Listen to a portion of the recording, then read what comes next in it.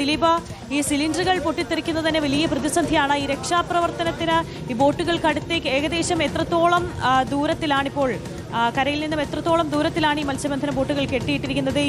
ഈ സമീപത്തേക്ക് എത്താൻ കഴിയുന്നുണ്ടോ ഈ ഫയർഫോഴ്സ് സംഘത്തിന്? ആര്യ, ഈ കരയിൽ തന്നെയായിരുന്നു, അതായത് കരയോട് ചേർന്നായിരുന്നു ഈ മത്സ്യബന്ധന ബോട്ടുകളെല്ലാം തന്നെ കെട്ടിയിട്ടിരുന്നത്. ഏകദേശം അടുപ്പിച്ചൊരു 25ഓളം ബോട്ടുകൾ കെട്ടിയിട്ടിരുന്നു എന്നാണ് നമ്മുടെ അടുത്ത സമീപവാസി അടക്കം പറയുകയും ചെയ്തത്. പക്ഷേ തീപിടുത്തം ഉണ്ടായതിനെ തുടർന്ന് ഈ കെട്ടഴിച്ച് വിട്ടു. അങ്ങനെ ഈ കെട്ടഴിച്ച് വിട്ടപ്പോൾ തന്നെ തീ മറ്റ് ബോട്ടുകളിലേക്കും പടർന്നു. അങ്ങനെ ഒഴുകിപ്പോയ ബോട്ടുകളാണ് ഇപ്പോൾ ദൂരെ നിന്ന് നമുക്ക് ദൃശ്യങ്ങളിൽ കാണാം. ദൂരെ നിന്ന് കത്തുന്നതടക്കം അത് ഒഴുകിപ്പോയ ബോട്ടുകളാണ്. ഏകദേശം ബോട്ടിൽ 1 കോടി രൂപയുടെ സാധന സാമഗ്രികൾ ഉണ്ട് എന്നാണ് മത്സ്യബന്ധന തൊഴിലാളികൾ അടക്കം തന്നെ നമ്മളടുത്ത് പങ്കുവെക്കുകയും ചെയ്യുന്നത്. നേരത്തെ ആര്യ സൂചിപ്പിച്ചതുപോലെ തന്നെ രക്ഷാപ്രവർത്തനത്തിന് പ്രതിസന്ധിയായിരുന്നത് ഈ ബോട്ടുകളിൽ പാചകവാതക സിലിണ്ടറുകൾ പൊട്ടിത്തെറിക്കുന്നു എന്നുള്ളതാണ്. എല്ലാ ബോട്ടുകളിൽ തന്നെ ഈ 2 വീതം ഗ്യാസ് സിലിണ്ടറുകൾ ഉണ്ടായിരുന്നു. അത് ഓരോ തവണയും പൊട്ടിത്തെറിക്കും. ഉഗ്ര ശബ്ദമായിരുന്നു. വലിയ തോതിൽ തീഗോളങ്ങൾ മുകളിലേക്ക് ഉയരുന്നതടക്കം നമ്മൾ കാണുകയടക്കം ചെയ്യുകയും ചെയ്തിരുന്നു. പക്ഷേ ഈ ബോട്ടുകളിൽ സാധാരണഗതിയിൽ ആളുകൾ രാത്രി താമസിക്കാറുണ്ടായിരുന്നു. പക്ഷേ ഇന്ന് ഞായറാഴ്ച ആയതിനാൽ മത്സ്യത്തൊഴിലാളികൾ എല്ലാവരും തന്നെ നാട്ടിൽ പോയ ഈ തിരുവനന്തപുരം സ്വദേശികളുടേതാണ് ഈ മത്സ്യബന്ധന ബോട്ടുകൾ എന്നുള്ള കാര്യങ്ങളാണ് ഇപ്പോൾ നമുക്ക് ലഭിക്കുന്നത്. 10 മത്സ്യബന്ധന ബോട്ടുകളടക്കം ഇപ്പോൾ തീ പിടിച്ചിരിക്കുന്നു എന്നുള്ളതാണ്. നമുക്ക് ദൃശ്യങ്ങൾ ഒന്നുകൂടി കാണിക്കാവുന്നതാണ്. അങ്ങ് ദൂരെ അടക്കം തീ ബോട്ടുകൾ കത്തുന്നതടക്കം നമുക്ക് ദൃശ്യങ്ങളിൽ കാണാവുന്നതാണ്. മാത്രമല്ല ഇപ്പോൾ മത്സ്യത്തൊഴിലാളികൾ തിരുവനന്തപുരം കുളച്ചിൽ ഭാഗത്തുള്ളവരാണെന്നുള്ള വിവരങ്ങൾ ലഭിച്ചിരിക്കുന്നു. അവർ ഇപ്പോൾ വിവരം അറിഞ്ഞ ഉടൻ തന്നെ നാട്ടിൽ നിന്ന് കൊല്ലത്തേക്ക് തിരിക്കുകയും ചെയ്തിട്ടുണ്ട്. 10ലധികം ബോട്ടുകൾക്കാണ് തീപിടുത്തം സംഭവിച്ചത്. മാത്രമല്ല ഈ തിങ്കളാഴ്ച, അതായത് ഇന്ന് ഞായറാഴ്ച രാത്രി ബോട്ട് മത്സ്യബന്ധനം തുടങ്ങാനിരിക്കുകയായിരുന്നു. അതായത് തിങ്കളാഴ്ച പകൽ സമയങ്ങൾ മുഴുവൻ കടലിൽ ആയിരിക്കുമെന്നുള്ളതിനാൽ ഈ ബോട്ടിൽ എല്ലാ സാധനങ്ങളും നിറച്ചു തന്നെയായിരുന്നു പോയിരുന്നത്. ഈ മത്സ്യബന്ധന തൊഴിലാളികൾ പോയിരുന്നത്. കാരണം ഡീസൽ ഫുൾ ടാങ്ക് നിറച്ചിരുന്നു. ഒപ്പം വലകൾ കൃത്യമായി എടുത്തു വെച്ചിരുന്നു. അങ്ങനെ ഞായറാഴ്ച രാത്രി എത്തിക്കഴിഞ്ഞാൽ ഈ ബോട്ടുകൾ പോകാൻ തയ്യാറായി നിൽക്കുകയായിരുന്നു. അങ്ങനെ പോകാൻ തയ്യാറായി നിന്ന ബോട്ടുകളിലായിരുന്നു ഇപ്പോൾ തീപിടുത്തമുണ്ടായത്. അങ്ങനെ ആ തീപിടുത്തമുണ്ടായ ബോട്ടുകളിലുള്ള എല്ലാ സാമഗ്രികളടക്കം കത്തി നശിച്ചു എന്നുള്ളതാണ് ഇപ്പോൾ നമുക്ക് വ്യക്തമാകുന്ന. ആളപായമില്ല എന്നുള്ളൊരു ആശ്വാസമായ കാര്യങ്ങളാണ് ഇപ്പോൾ പങ്കുവയ്ക്കാനുള്ളത്. ഇപ്പോഴും ഗ്യാസ് സിലിണ്ടർ പല ബോട്ടുകളിലും ഗ്യാസ് സിലിണ്ടർ ഉണ്ട് എന്നുള്ളൊരു ആശങ്ക ഫയർഫോഴ്സ് ഉദ്യോഗസ്ഥരും ഒപ്പം തന്നെ മത്സ്യത്തൊഴിലാളികളടക്കം പങ്കുവെക്കുകയും ചെയ്യുന്നുണ്ട്. മറ്റ് ബോട്ടുകളിലേക്ക് തീ പടരാതിരിക്കാനായി എല്ലാ ശ്രമങ്ങളും നടത്തുകയും ചെയ്യുന്നുണ്ട്. കാരണം ബോട്ടുകൾ പരസ്പരം ബന്ധിപ്പിച്ചിരിക്കുകയായിരുന്നു ചെയ്തിരുന്നത്. ഒരു ബോട്ടിന് ബോട്ടുകൾ ഉണ്ടെങ്കിൽ ഇപ്പോൾ 10ഓളം ബോട്ടുകൾ പൂർണ്ണമായും കത്തി നശിക്കുന്ന സാഹചര്യമാണ്. സമീപത്തുള്ള ബോട്ടുകൾ അടിയന്തരമായി തന്നെ ഒരു മാറ്റേണ്ട സാഹചര്യമല്ലേ ദിലീപ്? ഇത് കാണാൻ പറ്റുമോ? കാണോ ആര്യ, ഇപ്പോൾ തന്നെ നമുക്ക് ദൃശ്യങ്ങളിൽ മറ്റ് ബോട്ടുകളടക്കം കാണുകയും ചെയ്യാം. ഇങ്ങനെ അടുപ്പിച്ച് ബോട്ടുകൾ കെട്ടിയിട്ടുന്ന സാഹചര്യങ്ങളായിരുന്നു ഉണ്ടായിരുന്നത്. ഈ ബോട്ടുകളിലേക്കടക്കം തീ പടരാതിരിക്കാൻ വേണ്ടി മറ്റ് ബോട്ടുകളെല്ലാം തന്നെ 25 ബോട്ടുകൾ ഇവിടെ നിർത്തിയിട്ടിരുന്നു.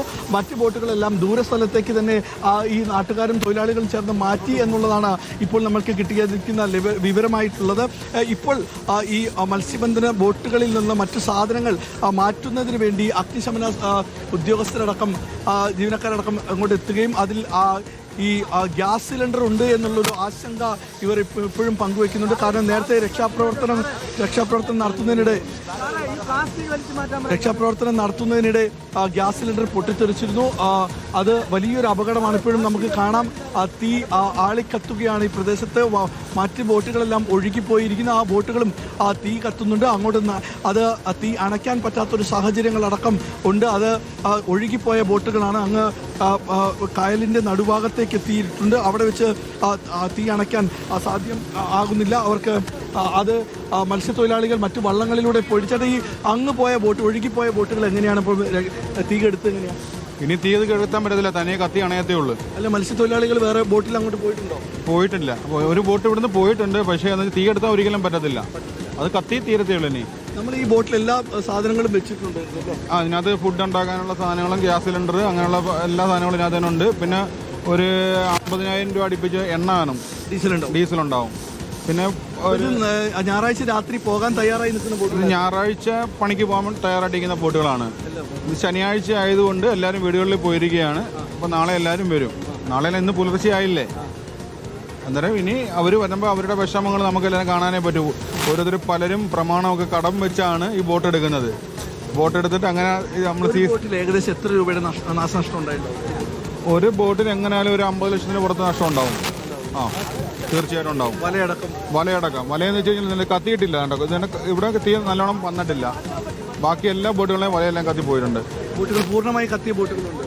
പിന്നെ തീർച്ചയായിട്ടും മൊത്തം എല്ലാം കത്തിപ്പോയല്ലോ. ഇനി ഇതാണ് ഈ ഒരു ബോട്ട് മാത്രമേ ഉള്ളൂ ഇത്രയെങ്കിലും ഒരു 1/4 ഭാഗം ഉള്ളത്. ആര്യ, ഏകദേശം പൂർണ്ണമായും 10ഓളം ബോട്ടുകൾ കത്തി അമർന്നു എന്നുള്ളതാണ്. ഇതിൽ ഇദ്ദേഹം പറഞ്ഞത് പ്രകാരമാണെങ്കിൽ 50 ലക്ഷം രൂപയുടെ വലയുണ്ടാകും, ഒപ്പം മറ്റ് സാമഗ്രികൾ ഉണ്ടാകും. അതെല്ലാം തന്നെ കത്തി നശിച്ചു. ഒപ്പം തന്നെ ഫൈബർ ബോട്ടുകളാണ്. ഈ ബോട്ടുകളും പൂർണ്ണമായും കത്തി എന്നുള്ളതാണ്. ഈ ബോട്ടുകൾക്ക് ഇനി ഒന്നും ചെയ്യാനില്ല. ഇൻഷുറൻസ് ഉണ്ടോ എന്നുള്ള കാര്യത്തിൽ വിവരങ്ങളടക്കം ലഭ്യമാകുന്നുള്ളൂ. എന്തായാലും ഉടമസ്ഥരെല്ലാം തിരുവനന്തപുരം സ്വദേശികളാണ്.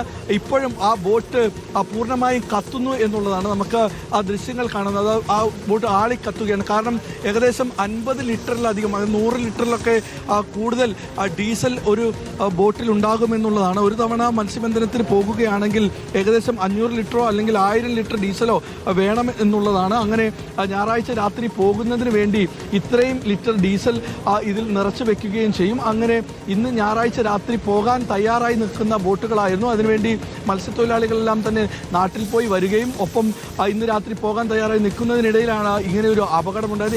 എങ്ങനെയാണ് തീ പിടിച്ചതെന്നുള്ള കാര്യത്തിൽ ഇപ്പോഴും ഒരു വ്യക്തത വന്നിട്ടില്ല എന്നുള്ളതാണ്. എങ്ങനെയാണ് തീ പിടിച്ചതിന്റെ കാര്യത്തിൽ വ്യക്തതയില്ല.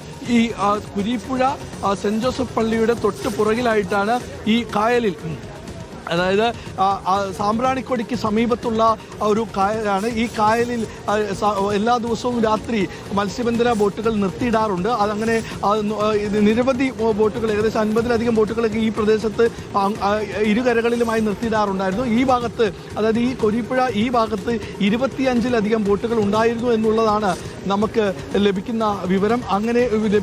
അങ്ങനെ നിർത്തിയിട്ടിരുന്ന ബോട്ടുകളിലാണ് ഇന്ന് പുലർച്ചെ 1 മണിയോടുകൂടി തീപിടുത്തം ഉണ്ടായത്. നമുക്ക് ആ ദൃശ്യങ്ങളിൽ ഇപ്പോഴും കാണാവുന്നതാണ്. ഇപ്പോഴും പുറം കായലിൽ, അതായത് കായലിൻ്റെ മധ്യഭാഗത്ത് ഇപ്പോഴും തീപിടുത്തം നടക്കുന്നു എന്നുള്ളതാണ്. നമുക്ക് ആ ബോട്ട് ഇപ്പോഴും കത്തുകയാണ്. ഒപ്പം തന്നെ അതിൽ ഡീസലുണ്ട്, അതിൽ പാചകവാതക സിലിണ്ടറുണ്ട്, അതെല്ലാം തന്നെയുണ്ട്. അതിൽ ദൂരെ ഏകദേശം ഇവിടെ നിന്ന് ഒരു 500 മീറ്റർ അകലെയും ഒരു ബോട്ട് കത്തുന്നതായിട്ട് കാണാം. അത് ഒഴുകിപ്പോയ ബോട്ടുകളാണ്. മറ്റ് സ്ഥലങ്ങളിലേക്കടക്കം ബോട്ടുകൾ ഒഴുകിപ്പോയിട്ടുണ്ട്. അതെല്ലാം തന്നെ കത്തുന്നു എന്നുള്ളതാണ്. ഇതിൽ ഏറ്റവും ആശ്വാസകരമായ കാര്യം, ഒരു ആൾ പോലും ആൾക്കും ആളപായമില്ല എന്നുള്ളത് ആശ്വാസകരമായ കാര്യം. പക്ഷേ മത്സ്യത്തൊഴിലാളികൾ അവരുടെ ഉപജീവനത്തിന് വേണ്ടി കൊണ്ടുവരുന്ന നിരവധി ആളുകൾ, ഒരു ബോട്ടിൽ ഏകദേശം 30-ലധികം ആളുകൾ തൊഴിൽ ചെയ്യുന്ന ബോട്ടുകളാണ്. അങ്ങനെയുള്ള ആളുകൾക്കാണ്, അങ്ങനെയുള്ള 10ഓളം ബോട്ടുകൾ പൂർണ്ണമായും കത്തി അമർന്നു എന്നുള്ളതാണ് ഇപ്പോൾ കുരീപ്പുഴയിൽ നിന്നുള്ള വിവരമുള്ളത്.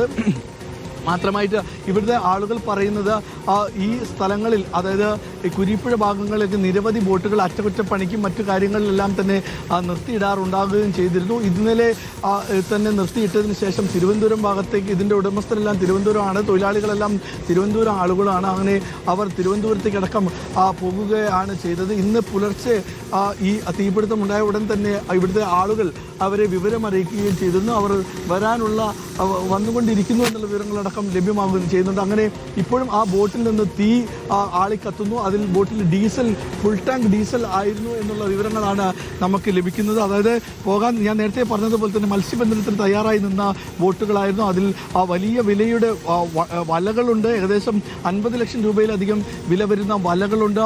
ആ വലകളടക്കം അത് നൈലോണാണ്. അതിന് തീ പിടിച്ച് നിൽക്കുന്നതിനാണ് ഈ പുറത്ത് കത്തുന്നത്. ഉൾഭാഗത്ത് ഡീസൽ ടാങ്ക് ഉണ്ട്. ഏകദേശം 1500 ലിറ്ററിൻ്റെ ടാങ്ക് കപ്പാസിറ്റിയുള്ള ഡീസൽ ടാങ്കുകളാണ്. അതിൽ ചില ബോട്ടുകളിൽ നിറച്ചും ഡീസൽ നിറഞ്ഞിരിക്കുന്നുണ്ട്.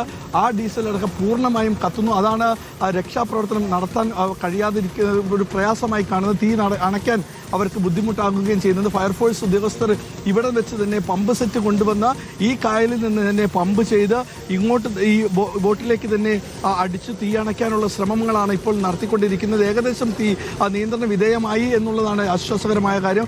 മറ്റ് ബോട്ടുകളെല്ലാം തന്നെ പൂർണ്ണമായും കത്തി അമരുകയും ചെയ്തിട്ടുണ്ട്. എന്തായാലും ഇപ്പോൾ ഇവിടെ നിർത്തിയിട്ടിരുന്ന കൂടുതൽ 10 ബോട്ടുകളും പൂർണ്ണമായിട്ടും കത്തി അമർന്നു എന്നുള്ളത് തന്നെയാണ് നമുക്ക് മനസ്സിലാക്കാൻ കഴിയുന്നത്. ഇനി മറ്റ് വിവരങ്ങൾ എന്തെല്ലാം ആണെന്നുള്ളത് മത്സ്യത്തൊഴിലാളികളടക്കം ഇതിൻ്റെ ഉടമസ്ഥരെല്ലാം തന്നെ സ്ഥലത്തെത്തിയ ശേഷമായിരിക്കും വിവരങ്ങൾ കാണുക. 1:30 കൂടെ തന്നെയായിരുന്നു ആദ്യത്തെ തീപിടുത്തം ഉണ്ടായത്. പിന്നീട് അത് മറ്റ് ബോട്ടുകളിലേക്ക് അടക്കം പടരുകയായിരുന്നു. മറ്റൊരു കാര്യം പറയേണ്ടതുള്ളത്, എല്ലാ ബോട്ടുകളിൽ നിന്നും ഉഗ്ര ശബ്ദത്തോടുകൂടി സ്ഫോടനം നടന്നു എന്നുള്ളതാണ്. അത് ഗ്യാസ് സിലിണ്ടറുകൾ പൊട്ടിത്തെറിച്ച ശബ്ദമായിരുന്നു. അങ്ങനെയാണ് രക്ഷാപ്രവർത്തനം നടത്താൻ കുറച്ച് പ്രയാസമായി വന്നത്.